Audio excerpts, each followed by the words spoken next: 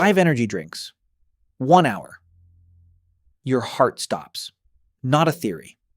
It has happened. And the terrifying part is how ordinary it looks from the outside. Before the collapse, they felt fine, almost good. So what is actually happening inside the body when you flood it with that much caffeine at once? Let's start with what's actually inside a standard energy drink. A single can contains roughly 80 to 160 milligrams of caffeine.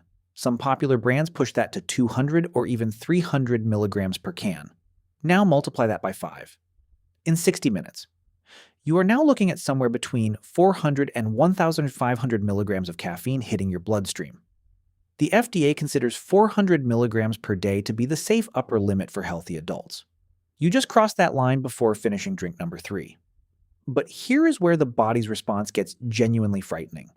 Caffeine is an adenosine receptor antagonist. That's a fancy way of saying it blocks your brain's off switch. Adenosine is the chemical your brain releases to make you feel tired. Caffeine plugs those receptors shut. Suddenly, your neurons are firing faster. Your brain thinks there's an emergency. It signals the adrenal glands, and they release adrenaline. Your heart rate climbs. Blood pressure rises. Pupils dilate. This is the fight or flight response, designed for survival, not for sitting on a couch. With one drink, your body handles this reasonably well. The liver metabolizes caffeine through an enzyme called CYP1A2. The half-life of caffeine is about 5 to 6 hours. So it clears gradually. But when you down 5 drinks in an hour, the liver cannot keep up. Caffeine levels in your blood skyrocket faster than your body can process them. This is called caffeine toxicity, and it is a medical emergency.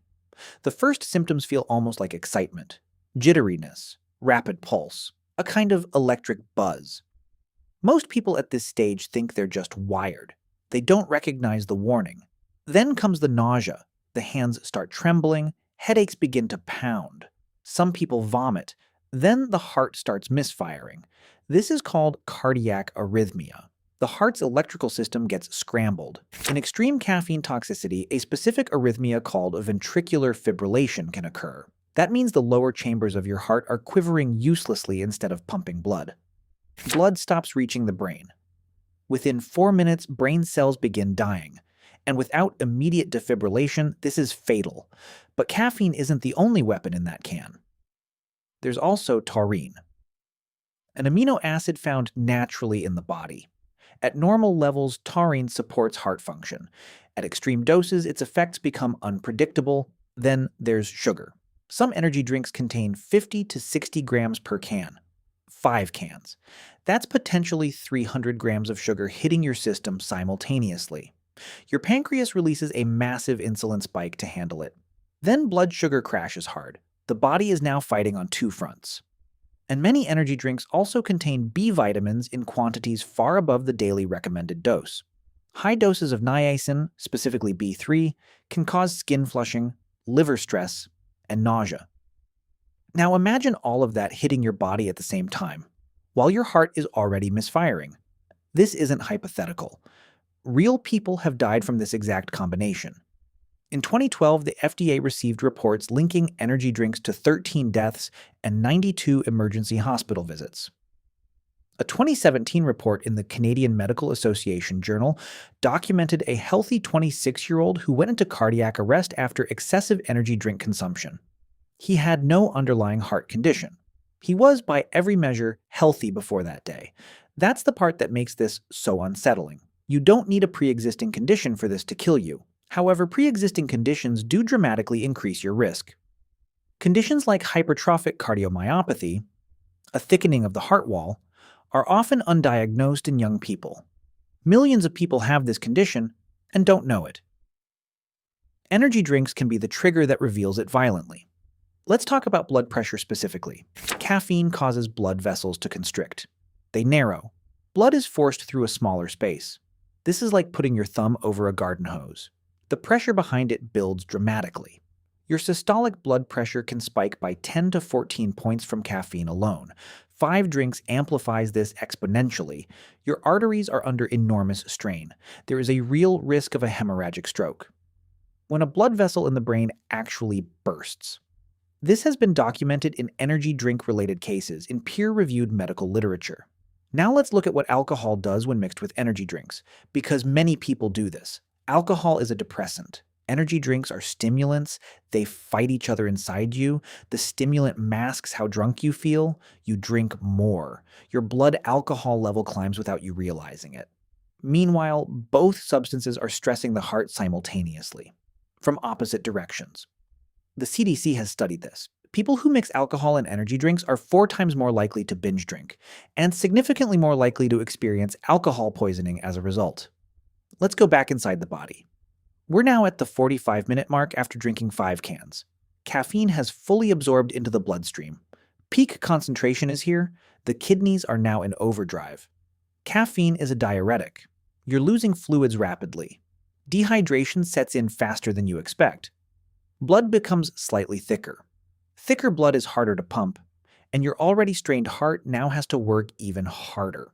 Your brain is simultaneously flooded with dopamine and norepinephrine. These feel good at first. That's the buzz people seek. But at toxic doses, this same flood causes anxiety, paranoia, and a sense of impending doom. Doctors call this impending doom feeling a clinical symptom.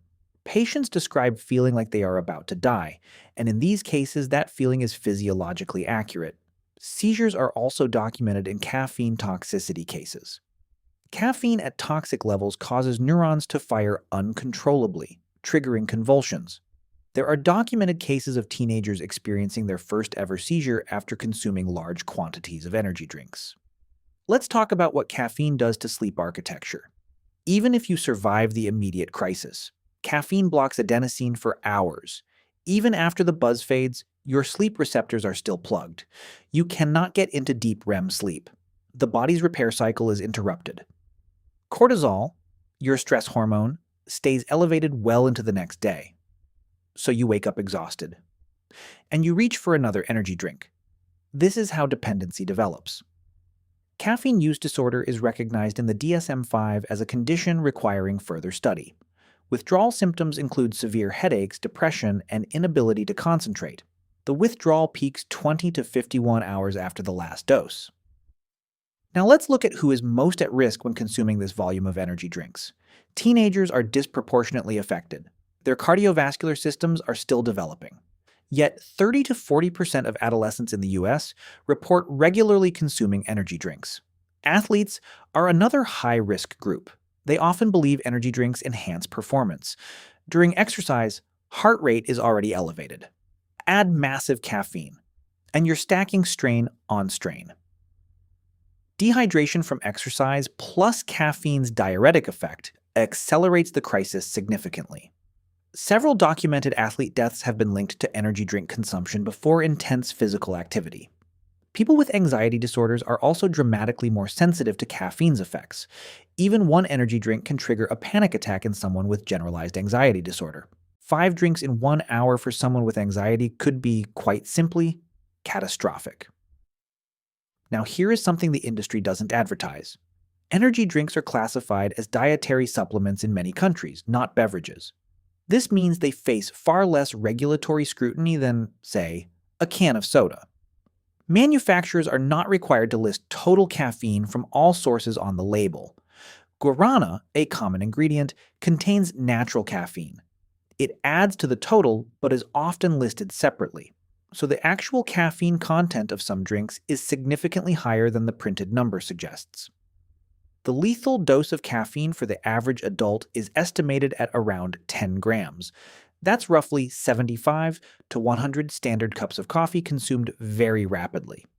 But individuals with certain genetic variants metabolize caffeine much more slowly. For slow metabolizers, the toxic threshold is significantly lower.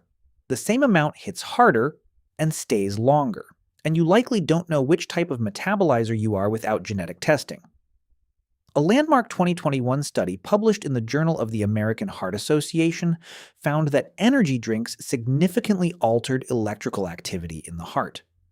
The QT interval, the measurement of your heart's electrical reset time, was measurably lengthened. A prolonged QT interval is associated with sudden cardiac death. This was with a single, large energy drink. The researchers specifically warned about multiple servings. So, what happens to someone who survives caffeine toxicity from 5 drinks? Emergency treatment typically involves activated charcoal to absorb undigested caffeine in the stomach, IV fluids to combat dehydration, beta blockers to slow the heart rate down, benzodiazepines to control seizures, constant cardiac monitoring. Recovery can take days, and the heart can sustain damage that doesn't fully reverse. Caffeine-induced cardiomyopathy, a weakening of the heart muscle, has been documented in chronic heavy users. The body keeps score, even when you feel like you got away with it. Countries like Lithuania, Turkey, and Latvia have restricted or banned energy drink sales to minors specifically because of these documented cardiac risks. The UK banned sales to under 16s in 2023. The conversation is accelerating globally. So why do people still do it? Why does the warning not land? Because the danger is invisible until it isn't. Because you feel powerful right up until the moment you collapse. The body is extraordinarily good at hiding how close to the edge it is. Until the electrical system of the most important muscle you own decides it has had enough. 5 drinks. 1 hour, that's not a challenge. That's a gamble with your heart's wiring. And some people have lost that gamble. Quietly. Suddenly. In the middle of an ordinary afternoon.